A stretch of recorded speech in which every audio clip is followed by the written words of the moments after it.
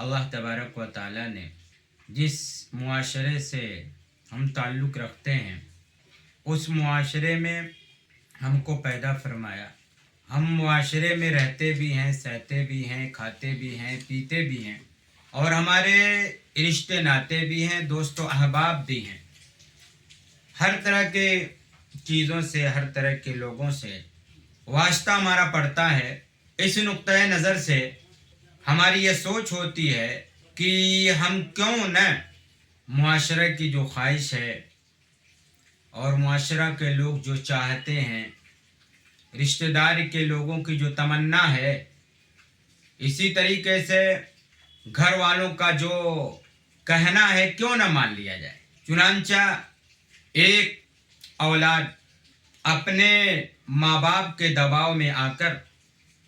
صحیح راستے کو، اسلامی راہ کو، سنت رسول کو، فرمانے الہی کو چھوڑ بیٹھتا ہے. کبھی بیٹیوں کی وجہ سے والدین پر دباؤ، تو کبھی والدین کی وجہ سے بیٹے اور بیٹیوں پر دباؤ. کبھی ایک دوست دوسرے دوست کے دباؤ میں آ کر راہ اسلام پر عمل آوری سے رہ جاتا ہے. اور عجیب بات یہ ہے کہ معاشرے کے دباؤ کا ہم پر اتنا اثر ہے کہ معاشرے کے دباؤ میں جہاں عوام بہت ساری رسومات کو، بہت ساری برائیوں کو، بہت ساری بدعمالیوں کو انجام دے رہے ہیں، وہیں پر خواص بھی عوامی ڈیمانڈ کا رونا رو کر انہی کے مطابق اپنے سارے کام انجام دے رہے ہیں، اور اس پر خوشی کا اظہار بھی کیا جاتا ہے. کسی کے ماتھے پر شکن نہیں پڑتی کہ یہ جو کام ہو رہا ہے یہ شریعت کے خلاف ہو رہا ہے، اور ہم اپنے رشتوں کے دباؤ میں، اپنے دوست یار کے دباؤ میں، اپنے خاندان کے دباؤ میں، اپنے گھر والوں کے دباؤ میں یہ کام کر رہے ہیں.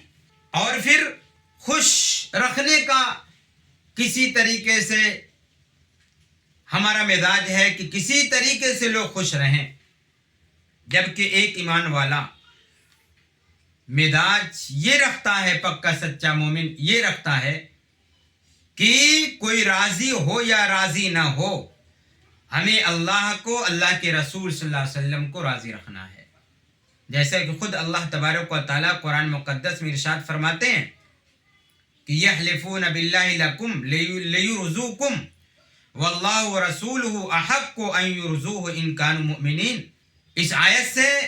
ہمیں یہ بات معلوم ہوئی کہ ہمیں اللہ اس کے رسول کو راضی کرنا ضروری ہے.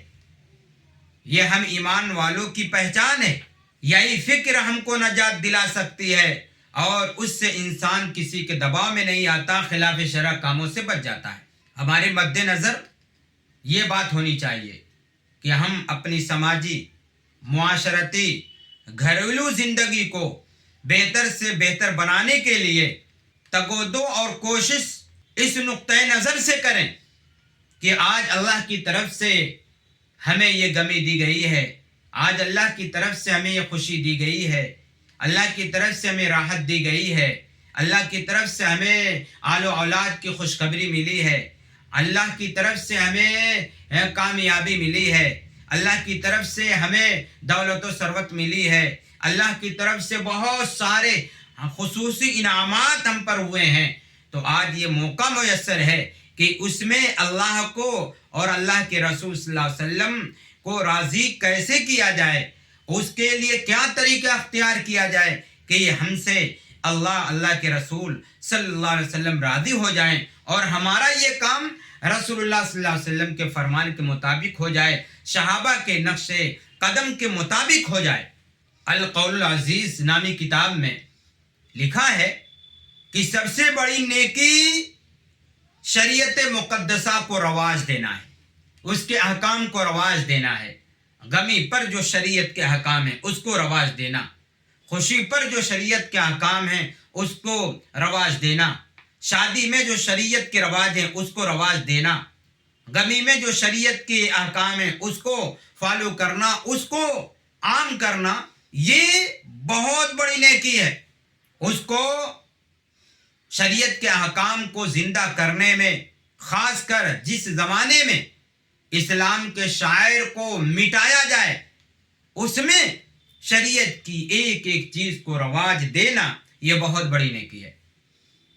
آج حالات ہمارے اور آپ کے سامنے ہیں کہ ہم مسلمان اپنی پہچان کھوتے جا رہے ہیں، چاہے وہ زبان کی پہچان ہو، چاہے وہ تہذیب کی پہچان ہو، چاہے گھر بار کی پہچان ہو، چاہے اپنے معاشرے کی پہچان ہو، چاہے وہ اعمال کی پہچان ہو، چاہے وہ رشتے ناطی کی پہچان ہو، چاہے بھی کسی طریقے کی ایک مسلمان کی جو اسلامی پہچان ہے، آج ایک مسلمان اپنے ہاتھوں سے اس پہچان کو کھوتے جا رہا ہے۔ اور حال یہ ہے کہ بہتوں کا یہ ذہن دماغ بنا ہوا ہے کہ کسی کے اتباع اور اقتداء کا معیار لوگوں کی بھیڑ ہے، اکثریت ہے، کہ جس کے پیچھے اکثریت ہو، جس کے پیچھے بھیڑ ہو، وہی حق ہے، اسی کی طرف ہمیں اپنا رخ کر لینا چاہیے۔ جبکہ اگر انصاف کی نگاہ سے دیکھا جائے تو ہمیشہ دنیا میں کم عقلوں کی، بد عملوں کی تعداد رہی ہے اور اچھے لوگ بہت دنیا کے اندر ہمیشہ کم رہے ہیں، عقل مندوں کی تعداد کم رہی ہے۔ اگر اکثریت دیکھا جائے اور اکثریت کے مطابق اپنی زندگی کو رخ کو موڑا جائے تو یقیناً تباہی سے کوئی چیز بچا نہیں سکتی۔ اللہ نے دوسری جگہ فرمایا الذین سعیہم فی الحیات الدنیا وہم یحسبون انہم یحسنون صنعا، یہ وہی لوگ ہیں جن کی کوشش دنیا کی زندگی میں برباد ہو چکی ہے، رائے گاہ ہو چکی ہیں، اس وجہ سے کہ ان کا یہ خیال ہے کہ ہم جو بھی کام کر رہے ہیں بالکل اچھا کام کر رہے ہیں۔ غلط کام ہے، شادی میں رسموں کی پابندی ہے، غمی میں رسموں کی پابندی ہے، اسی طریقے سے اجتماعی انفرادی زندگی میں، گھریلو زندگی میں، اسی طریقے سے اجتماعی زندگی میں، معاشرتی زندگی میں جو زندگیاں ہماری گزر رہی ہیں ان تمام میں جو ہماری غلط راہ ہے، ہماری غلط سوچ ہے، اسی غلط راہ غلط سوچ کو ہم صحیح خیال کرتے ہیں۔ اور جب انسان برے کام کو صحیح سمجھنے لگے، یا یہ کہیے جب انسان کو برے کام کی برائی نظر نہ آئے اور وہ عمل اس کی نگاہ میں اچھا لگنے لگے تو یقین جانیے اس کی تباہی، اس کی بربادی میں کوئی شک و شبہ نہیں، کیونکہ ایسا شخص اپنے کیے پر غور و فکر نہیں کرتا بلکہ نفس کی خواہشات میں وہ گر جاتا ہے اور وہی اس کی فطرت ثانیہ بن جاتی ہے اور اس کو درستگی کی راہ نہیں ملتی، درستگی تک وہ نہیں پہنچ پاتا۔ اور پھر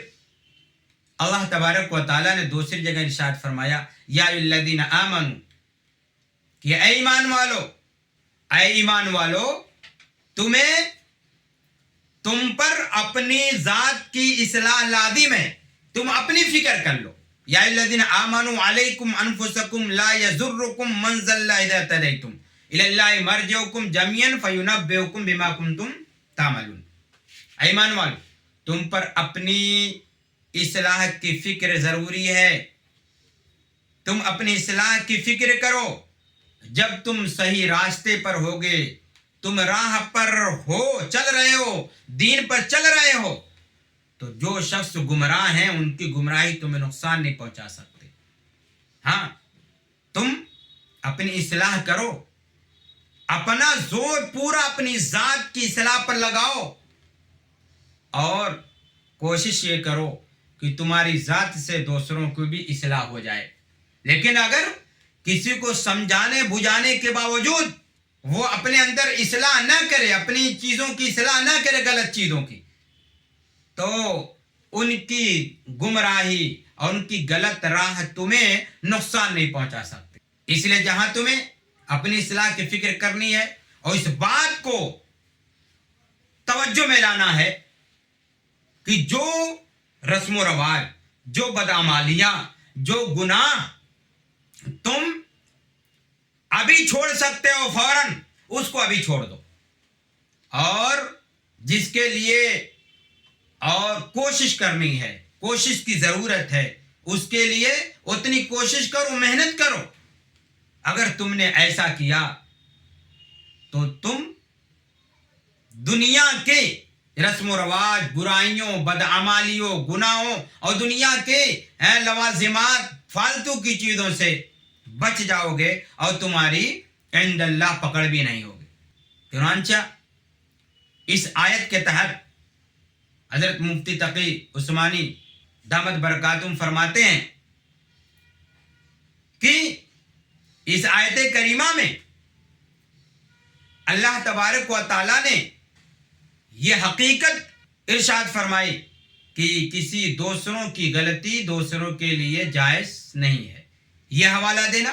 فلاں ایسا کر رہا ہے، ڈھکا ایسا کر رہا ہے، فلاں شادی کے موقع پر ایسا کیا تھا، فلاں وفات کے موقع پر ایسا کیا تھا، فلاں غمی کے موقع پر ایسا کیا تھا. تو کسی انسان کی بدعملی دوسرے انسان کی بدعملی کے لیے یہ جائز نہیں ہے کہ کوئی کسی کا غلط حوالہ دے دے تو وہ غلطی اس کے لیے جائز ہو جائے. تو دوسرے کی بدعملی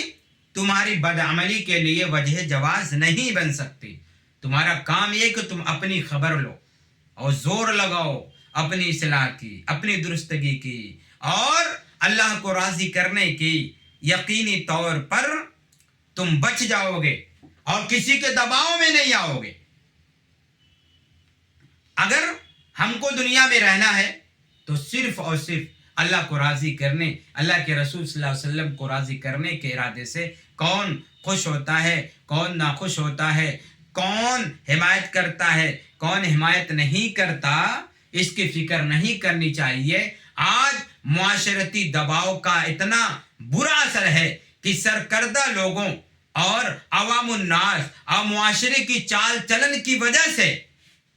بہت سے کاموں کا چلن ہے، بہت سی برائیوں کا چلن ہے، بہت سے رسم و رواج کا چلن ہے، بہت سی غلطیوں کا چلن ہے. اس لیے ضرورت ہے کہ ہم مسلمان ہیں تو ہم صرف اور صرف اللہ اس کے رسول صلی اللہ علیہ وسلم کو راضی کرنے کے ارادے سے سارے کام کریں اور دوسروں کو راضی کرنے کی کوئی فکر نہ ہو، بلکہ اللہ کی رضا کے لیے اپنی پوری زندگی کو لگا دیں. اگر ہم نے یہ سوچ لیا تو یقیناً ہم نے اپنی زندگی کا رخ